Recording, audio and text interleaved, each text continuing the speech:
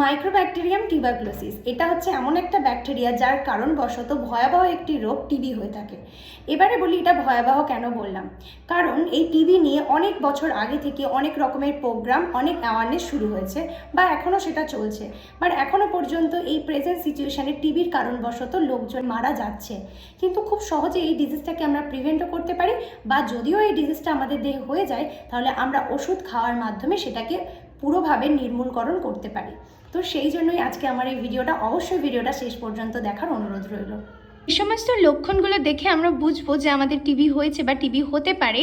সেই লক্ষণগুলো আমরা একটু ডিসকাশন করে নিই। প্রথমেই আসে কাফ আর ফিভার, মানে কাশি আর জ্বর 2 সপ্তাহের বেশি যদি হয়ে থাকে।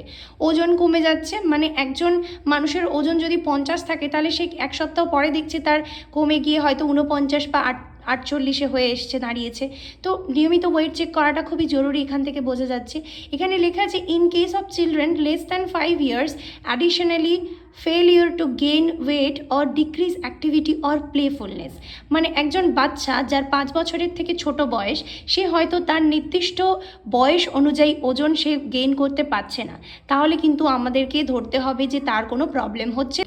তারপরে চলে আসছি নাইট সোয়েট, মানে রাত্রেবেলা অত্যন্ত ঘাম হচ্ছে, সেটা শীতকালে বা গরমকালে যে কোনো কারণে যে কোনো ঋতুতেই হতে পারে।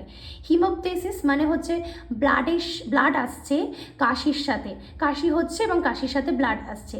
বুকে ব্যথা হচ্ছে, শ্বাসকষ্ট হচ্ছে, খেতে ইচ্ছা করছে না, কোনো রকম খিদে পাচ্ছে না, এবং খুব একটুখানি কাজ করলে খুব তাড়াতাড়ি ক্লান্ত হয়ে যাচ্ছ।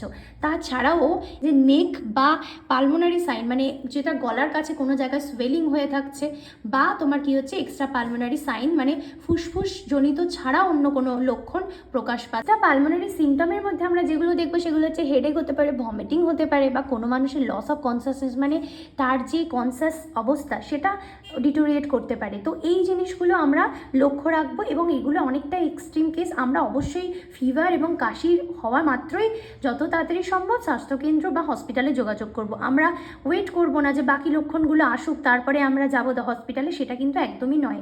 ফিভার এবং কাফ যদি হয়ে থাকে 1 দিন বা 2 দিন যাই হোক, আমরা ইমিডিয়েটলি হসপিটালে যোগাযোগ করব।